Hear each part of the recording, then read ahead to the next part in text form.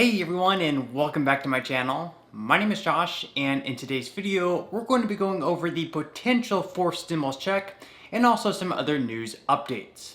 Okay, so without wasting too much more time, let's go ahead and jump into today's video.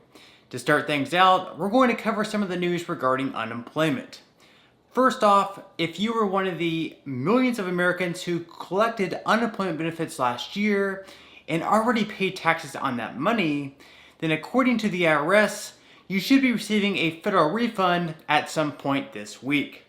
According to the IRS, an estimated 13 million Americans may qualify for this tax break. In a statement released, the IRS said, some will receive refunds, which will be issued periodically, and some will have the overpayment applied to taxes due or other debts. For some, there will be no change.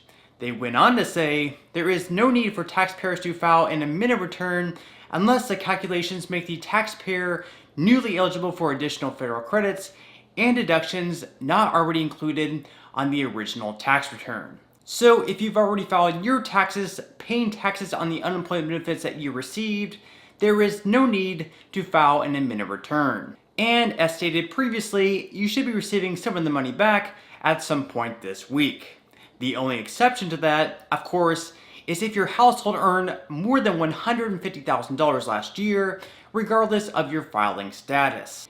And again, you'll only be receiving the taxes you paid in on the first $10,200 in unemployment benefits that you received, so anything extra, you still will be required to pay taxes on.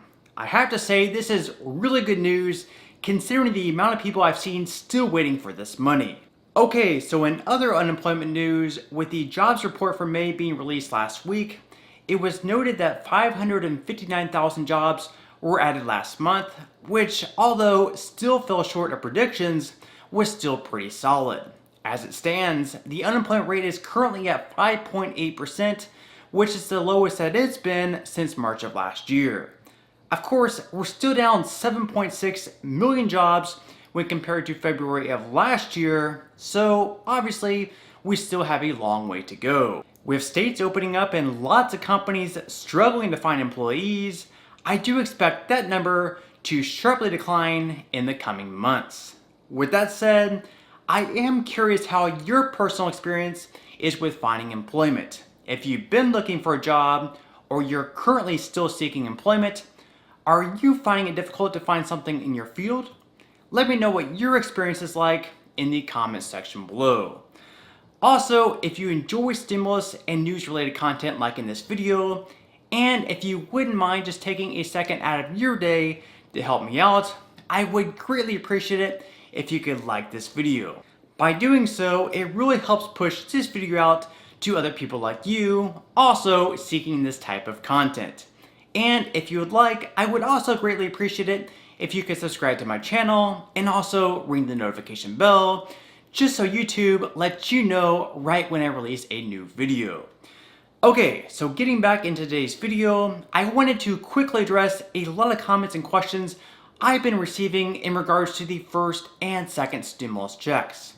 Those were the ones for $1,200 last year, and then there was another one after that for $600. Unfortunately, a lot of people are still waiting for those to arrive, and if you haven't received it at this point in time, most likely it's just not going to come.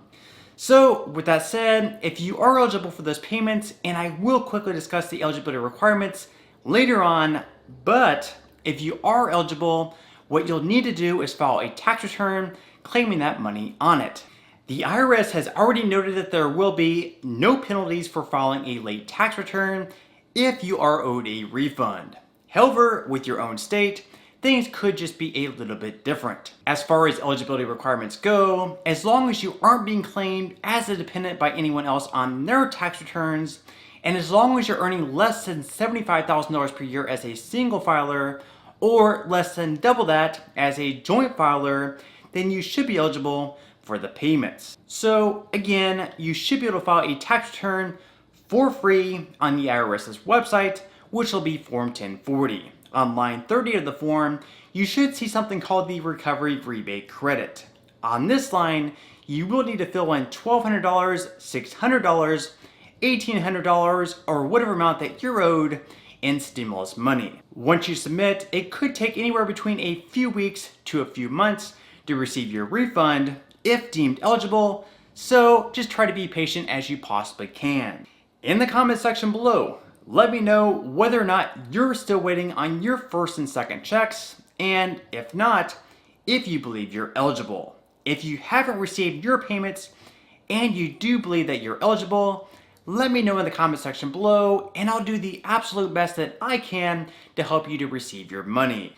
Until then, if you would like to receive a couple of free stocks which you can later on sell for money, you can always use my link in the description box below, which will take you to an investing website called Webull. From there, if you sign up, you will receive one free stock valued up to $300, and then if you deposit at least $100, Webull will give you an additional free stock, this one being valued all the way up to $2,000. So if you open up an account and deposit at least $100, you have a chance to earn up to $2,300 in free stocks, which again, you can sell at some point down the line whenever you wish and transfer that money into your bank account.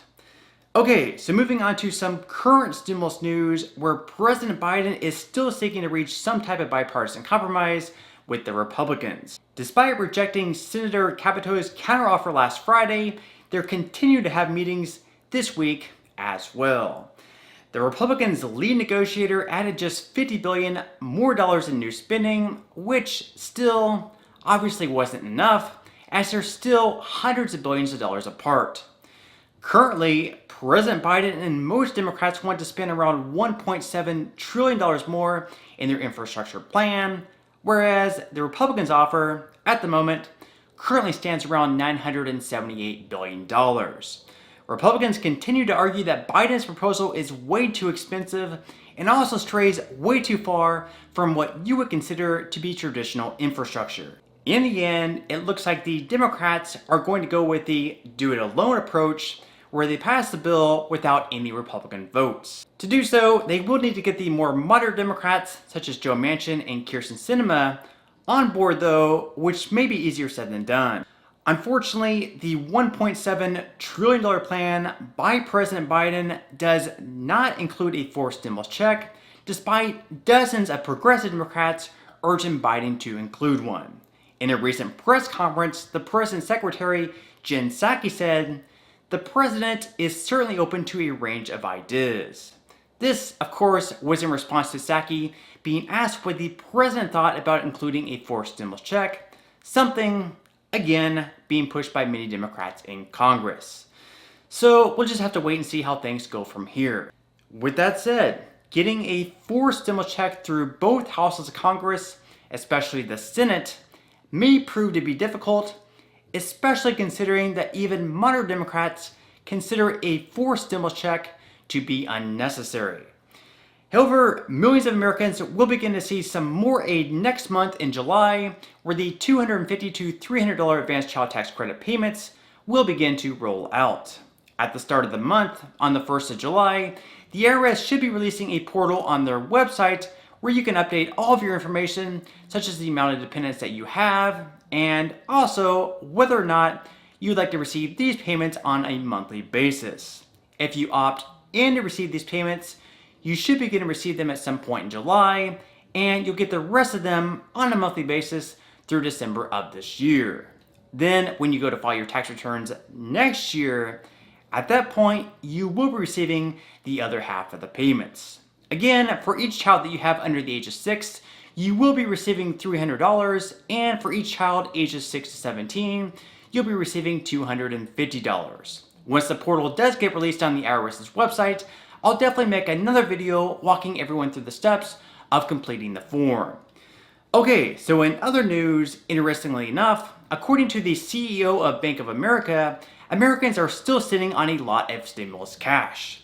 During an interview on CBS's Face the Nation on Sunday, the CEO said that consumer spending has actually jumped above $1 trillion this year, which is a 20% increase over 2019 levels. And apparently, Bank of America members still have not spent about 65 to 70% of the last 2 rounds of stimulus. Of course, while some people are doing well, it's apparent that many Americans, unfortunately, are still pretty far behind. With that said, do you believe that it's necessary for there to be a forced stimulus check? And if so, how much do you believe it should be for? Let me know in the comment section below. Alrighty, so that's about it for the update for today. Again, if you did enjoy the content in today's video and you'd like to see more videos like it, I would greatly appreciate it. Again, if you could take just a second out of your day to like this video, subscribe to my YouTube channel, and also ring the notification bell. By doing so, you'll not only be the first to know when I upload a new video, but it also really helps push this video out to other viewers like you. Again, thank you so much for tuning in, and I hope that you have a great rest of your day.